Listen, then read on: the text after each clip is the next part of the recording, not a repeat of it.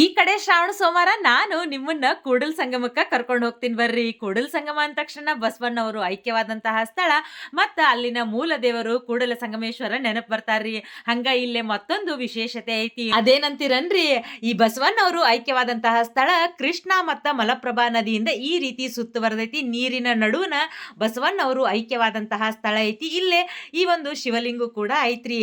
ಕೃಷ್ಣ ಮತ್ತ ಮಲಪ್ರಭಾ ನದಿಗಳು ಅತ್ಯಂತ ಸಿಹಿ ನೀರಿನ ನದಿಗಳಾಗ್ಯಾವ್ರಿ.